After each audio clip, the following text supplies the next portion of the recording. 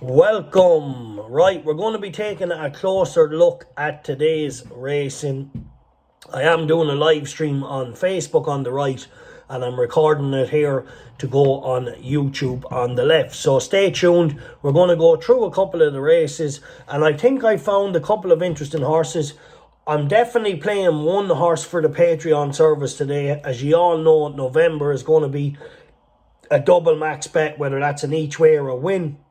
He is above 6-1 right now, and I'm debating whether to go win or each way. I think I found a very, very interesting horse. It's quite possible I could play two, but we have one at the minute. It's whether I make him a 7 points each way or a 14 points win at the price he's at. But going back to today, so we're going to go to Weatherby first. I just think it's very, very interesting.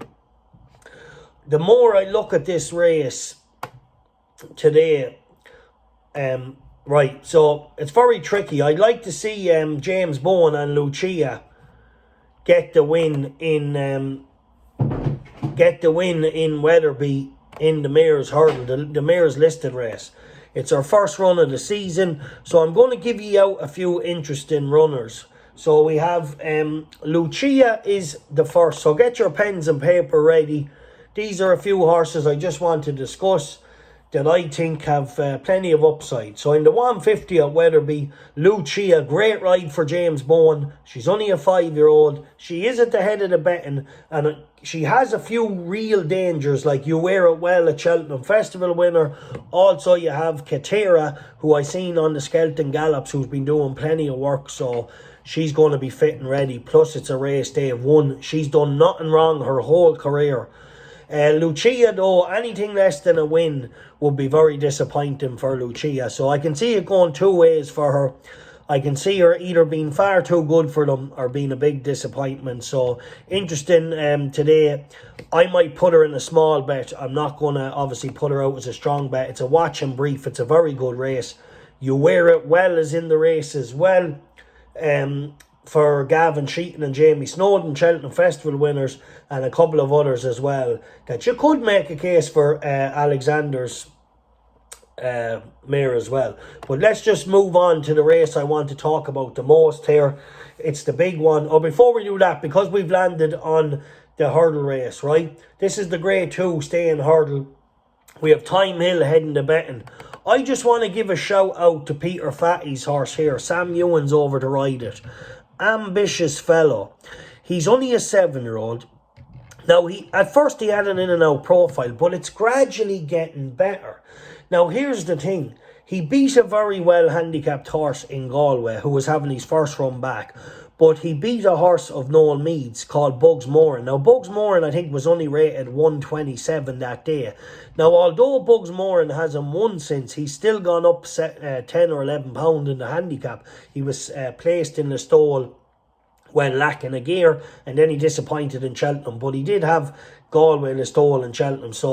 But he beat him fair and square in a tough battle where they pulled a good bit far of the field. And he gave him a few pounds weight as well. So not only did he beat him giving him weight, the horse he beat is 10 pounds higher. He has fitness on his side from Galway, if you want to take that in. The rest of them mightn't have ran since last year, so maybe his break has been half the time as the rest of them. So the outsider of the field at 14-1, Ambitious Fellow is another interesting horse. And then moving on to the 3 o'clock at the big one, the Charlie Hall Chase. When I first looked at this race, I was all about Brave Man's Game, should defend his crown, should come back and win it. However, the more I study it, I'm going to give a chance to Gentleman's Game to turn over Brave Man's Game. And I'll tell you why. He was always a chaser in the making. He's a real sound jumper. He stays well and he handles the ground. Now, here's the other side of it too. He's had a run in Gorham Park against a course specialist, small field course specialist. He travelled behind him, he jumped, he steps back up and trip, and he ran him the whole way to the line. So I believe Gentleman's Game is a very live bet for a very good jockey, Dara O'Keefe. You all know how good of a jockey I think this lad is. Top class. This horse has fitness on his side, and he has a lovely time frame, 35 days from when he had a real good run back in Goran. So, Gentleman's Game, maybe to overturn Brave Man's Game. Have a look at that. Get your notebooks ready. We're going to head to Newmarket. We're going to head to Newmarket for a minute. So what I'm going to do is, also on the Mad Merriagn Facebook page for the month of November, I will do these live streams, and obviously I'll record them and post the recording to YouTube. And what we can have then is, we can have the interesting horses go out on the feeds, and then I'm only sticking to, 10 or 12 bets this month on the service for the double max bets like that. So everybody's going to get a bit of value this month.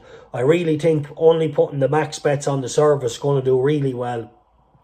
And giving out the information I feel about the other horses that will move forward. Yeah, I'm going to come to the Breeders' Cup later on this evening. We had one tip in the Breeders' Cup last night, 7 points win at 9-4, getting it done. And nice to get the win. One bet in the Breeders' Cup last night, one winner. Right, so we're going to move on to Newmarket now. And just a couple of interesting horses that could run well at prices and stuff like that.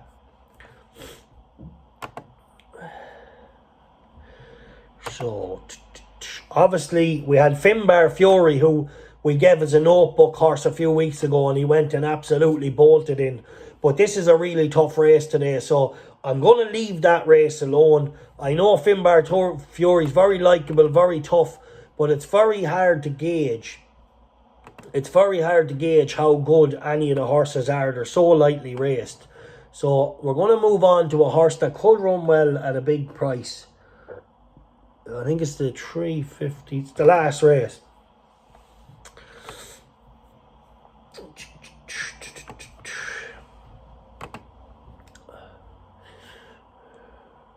So King of Fury.